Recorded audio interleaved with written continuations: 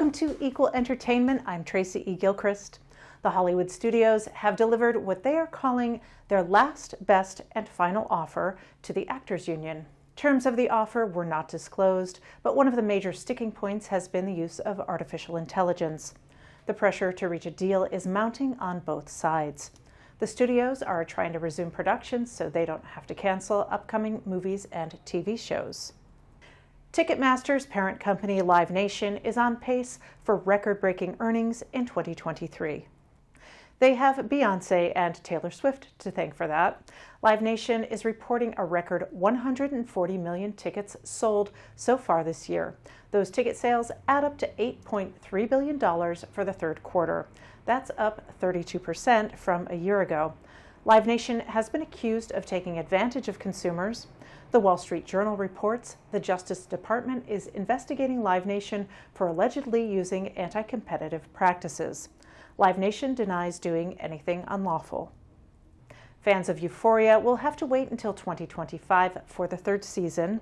It'll be the first season since the death of Angus Cloud. Cloud died from an accidental overdose. The show premiered in 2019 with stars Zendaya, Sydney Sweeney, Maude Apatow, Hunter Schafer, and Jacob Elordi. HBO says the season 2 premiere was the most viewed episode of a series on HBO Max. New Hope, Pennsylvania is an LGBTQ+ haven, and this year the Creative Hope Initiative is shining a light on their largely untold stories. They've commissioned 5 queer filmmakers to create 5 short documentaries about one community, New Hope, Pennsylvania. Filmmaker Hanson Bursick learned through this program that queer people exist in all places in America.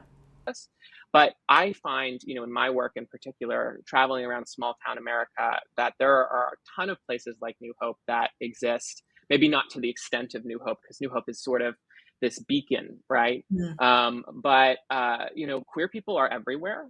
Small town America, big cities, rural areas, you name it. And so they're a part of every community across America. And New Hope is just one of those communities that has taken it a step farther and said, we know this, but we also are celebrating this. And it is part of our identity as a small town. You can watch all 5 films live in an exclusive primetime presentation on November 6th and 7th at 6 p.m. Eastern. Download the Advocate Channel app on your smartphone or smart TV for exclusive content, analysis, and interviews with the creators themselves. Vancouver-based artist Kyle Richardson's debut album is here, and it'll have you thinking deeper about friendships, love, and even loyalty. It's called Louder Than Words and features 11 songs that focus on heartfelt lyrics rather than chasing trends. Hi, welcome, Kyle Richardson, pop artist. Thank you for joining me here today. Thank you so much for having me. Yes, of course. Well, Kyle, I know you have a few new singles out or recently, and I do really want to begin, though, by asking you to share with folks a little bit of your musical background and perhaps some of your earliest influences or pop artists who inspire you.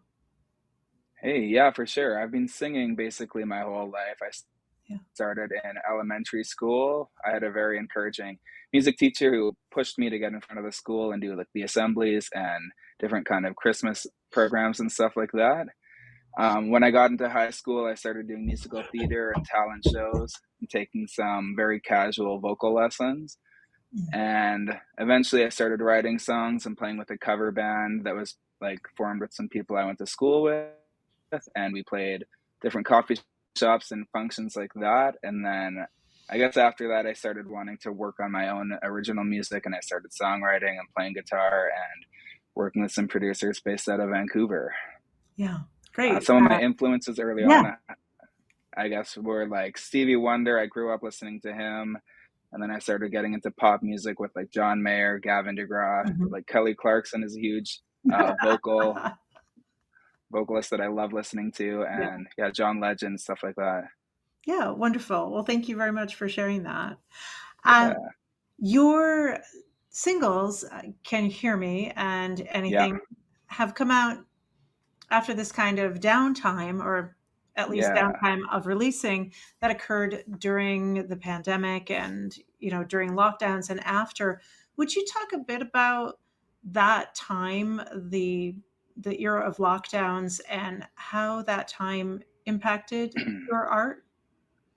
Yeah, definitely. I basically had my album finished and ready to go before the lockdowns even happened, and I was about to start releasing and doing the music video for anything and getting all that kind of stuff in order.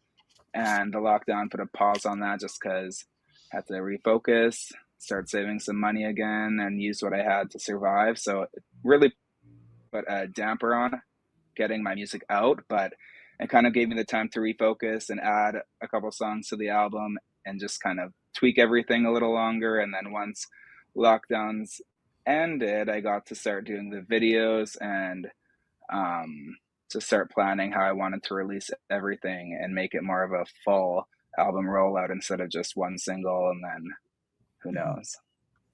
Yeah, great. Well, would you chat a little bit about anything is about kindness in relationships and Yeah. not just romantic, but friendship, etc. And that feels very much of a piece with things we maybe learned we needed during the time of the pandemic, or things that Yeah, really yeah. kind of came to light. So, would you talk a bit about spreading this message of kindness? Yeah, yeah. Anything I actually wrote like many years ago before I ever moved to Vancouver. And it Mhm. was definitely about yeah, spreading kindness and taking the small moments day to day to let the people you know or the people that you love know how much they mean to you. And it was kind of just about not taking the people that you love for granted. So it was more like I wrote it kind of as a reminder to myself to let the people I love know like exactly what they mean to me on a day-to-day basis. Would you go into that a little bit? What does it mean to you to kind of spread a message of helping to uplift people and have that message of positivity? Yeah, of course. I think after the last couple of years, people needed to hear that kind of message. Just like I have a song called Keep the Faith, which is about Mhm. holding on through the tougher times. I have a song called Fight the Good Fight, which is about staying true to yourself and like making a statement as well.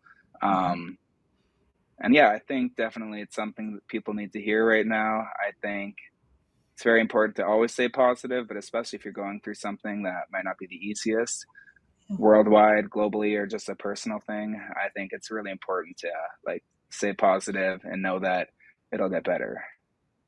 Yeah, well,